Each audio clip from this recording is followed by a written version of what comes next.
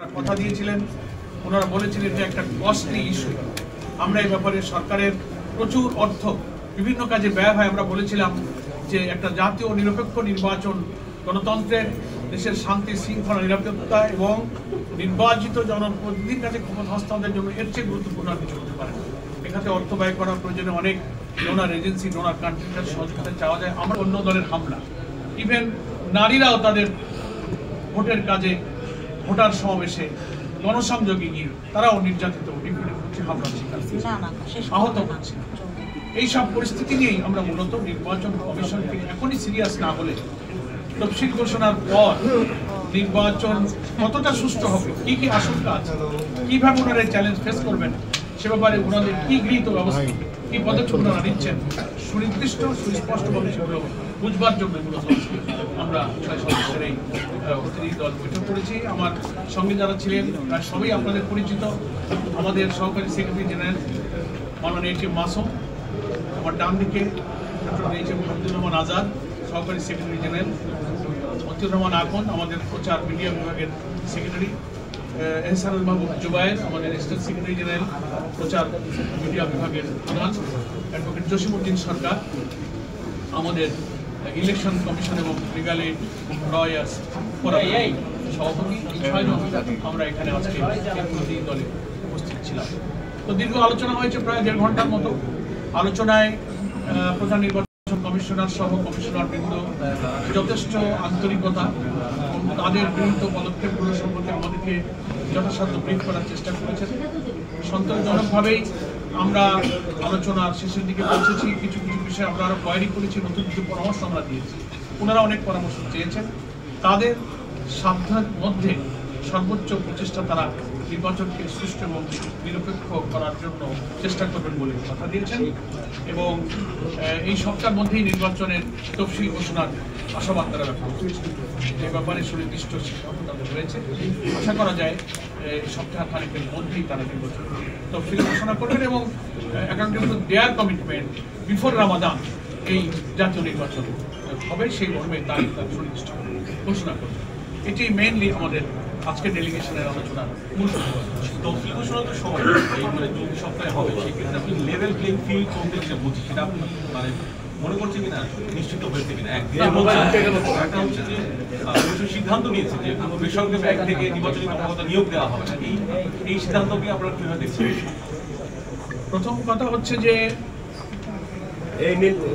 ওনারা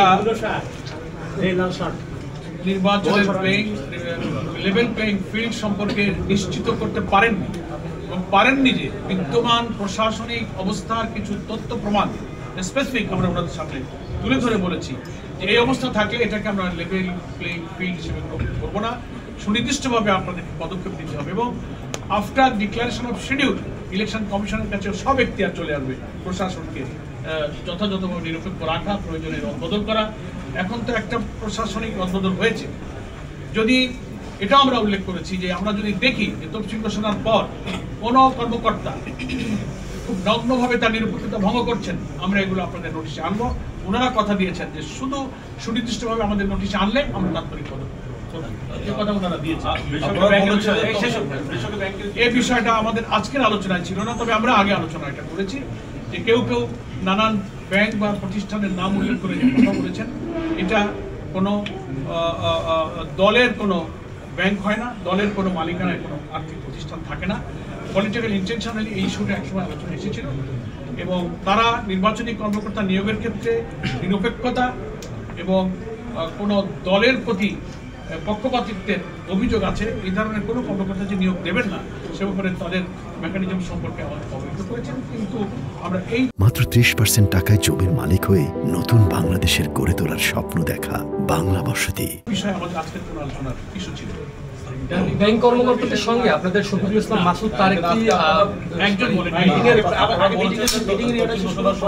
বেরিয়ে যাচ্ছে, আপনাদের যে কমিটমেন্ট সেটা সম্পর্কে জানতে এসেছে, আপনারা কি মনে কোনো রকম আশঙ্কা ফিল করছেন যে নির্বাচন ডিলে হওয়ার? আশঙ্কা আমরা এখন ফিল করছি না। ওনারা যে কথা দিলেন আমাদের, ওনাদের সিদ্ধান্তের যে কথা জানালেন, তাতে আমরা ওনাদের উপরে আস্থা রাখতে চাই যে ওনাদের এই কথার উপরে ওরা ঠিক থাকবে এবং এই ডিসেম্বরের দ্বিতীয় সপ্তাহে। অনাস্থা নিয়ে কি এসেছিলেন আসলে? অনাস্থা নিয়ে আমরা আসিনি, কিন্তু জাতি মনে করছিল তাদের কমিটমেন্ট অনুযায়ী নির্বাচনের তফসিলটা ঘোষণা হয়তো হয়ে যাবে, সে সময়টা যেন পার হয়ে যাচ্ছে। দ্যাট ইজ ওয়াই আমরা এইটাকে পরিষ্কার করার জন্য, সংশয় নিরসনের জন্য অনেকগুলো ইস্যুর মধ্যে এটাকে আমরা আজকে মানে ইসির উপর কোনো আস্থা আছে আপনাদের? আছে, আমরা আস্থা রাখতে চাই। কোনো রাজনৈতিক দল বা কারো অসুস্থতা কোনো কারণে নির্বাচন পিছিয়ে যেতে পারে এমন শঙ্কা আপনাদের আছে কিনা, এই বিষয়ে আপনারা না, এমন কোনো প্রসঙ্গ আজকে আলোচনায় স্থান পাইনি। আপনাদের কোনো শঙ্কা আছে? আমরা কোনো আশঙ্কা করি না, কারণ আমরা নির্বাচন তো একটা ভিন্ন জিনিস, এটা আইনের বিষয়, ঠিক আছে না, এটার সাথে অন্য কিছুকে রিলেট করা যাবে না। জাতির প্রত্যাশা, এটা একটা বিশাল সাংবিধানিক আইনগত বিষয়। সিসি ক্যামেরার বিষয়ে কি বলেছেন আপনাদেরকে ভোটদানের? সিসি ক্যামেরার বিষয়ে আমরা ওনাদেরকে বলেছি যে এই ব্যাপারে আপনারা পদক্ষেপ গ্রহণ করুন। ওনারা খুব সুনির্দিষ্ট কথা এখনো বলে পারেনি। এখানে বিরাট অর্থ বিনিয়োগের প্রশ্নটা ওনারা আমাদের আগের মিটিং করেছে।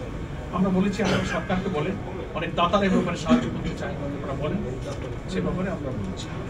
আইন শৃঙ্খলা পরিস্থিতি স্বাভাবিক করার ব্যাপারে কমিশন থেকে আপনাদের কি আশা? ওইটুকু আশ্বাস ওনারা দিয়েছেন যে সুনির্দিষ্টভাবে আমাদেরকে আপনারা বলবেন, আমাদের উপরে যখন দায়িত্ব আসবে তখন আমরা প্রয়োজনীয় পদক্ষেপ গ্রহণ করব। ইসি কি এই বিষয়টা অবগত করছে কিনা যে লেভেল প্লেইং ফিল্ড এখন হয় না? হ্যাঁ, করেছি। ইসি কি তাদের বক্তব্য কি দিচ্ছে? ওনারা কোনো বক্তব্য দেননি, তবে আমরা যে সুনির্দিষ্ট কিছু জায়গা, কিছু ব্যক্তি, কিছু ঘটনা আমরা উল্লেখ করেছি, সেটা ওনাদের নোটিশে আমরা দিয়েছি। এ ব্যাপারে ওনারা কোনো মন্তব্য করেন। Thank you. একটা শেষ কথা বলি, নির্বাচন কেমন হবে মনে হচ্ছে আপনার? We are hopeful. আমরা সবসময় অপটিমিস্টিক থাকতে চাই, আমরা আশাবাদী থাকতে চাই। জাতির আশা আকাঙ্ক্ষা 24শে জুলাইয়ের গণ অভ্যুত্থানের আকাঙ্ক্ষাই হলো এবারের নির্বাচন নিরপেক্ষ হবে। 14, 18, 24-এ জাতির যে আশা পূরণ হয়নি, আগামী নির্বাচন সেই আশা পূরণের জন্যই তো আমাদের সহস্রাধিক ছেলেরা জীবন দিয়েছে। 30-40 হাজার ছেলেরা, আমাদের সন্তানেরা, তারা আহত ক্ষত হয়েছে। এর মূল্য হবে না যদি এই নির্বাচনটা আমরা নিরপেক্ষ করতে না পারি। আমি মনে করি নির্বাচন কমিশন জাতির অংশ, তারা নিশ্চয়ই তাদের শপথের উপরে থেকে এই নির্বাচনকে সুষ্ঠু করার জন্য এগিয়ে যাবেন। আমরা ওনাদেরকে আশ্বাস দিয়েছি।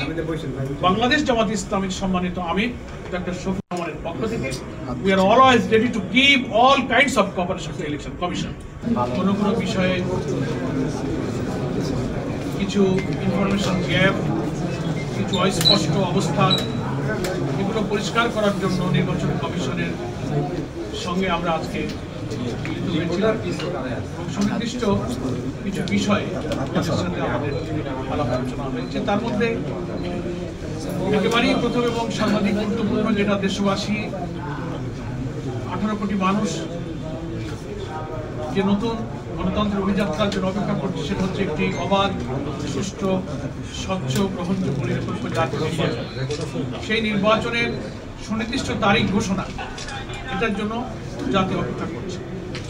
নির্বাচনের ঘোষিত যে টাইম লাইন, আসন্ন রমজানের পূর্বেই নির্বাচন করার ব্যাপারে যে জাতির কাছে সরকার এবং পলিটিক্যাল পার্টি স্টেক হোল্ডার, আমরা যারা কমিটেড, নির্দিষ্ট তফসিল ঘোষণার সময়টা একেবারেই পেরিয়ে যাচ্ছে দেখে আমরা এ বিষয়ে নির্বাচন কমিশনের সুস্পষ্ট ঘোষণার সুনির্দিষ্ট সিদ্ধান্ত কি সেটা জানবার জন্যই মূলত প্রথম আলাপ আলোচনায় আজকে ইস্যুটাকে আমরা রেজ করেছি। এরপরে আমাদের মধ্যে আলোচনায় স্থান পেয়েছে ভোট কেন্দ্রগুলোতে বিজিবি, সেনাবাহিনী মোতায়েন, ভোট কেন্দ্রের নিরাপত্তা প্রসঙ্গ, মাঠ প্রশাসনের নিরপেক্ষতা, যেটা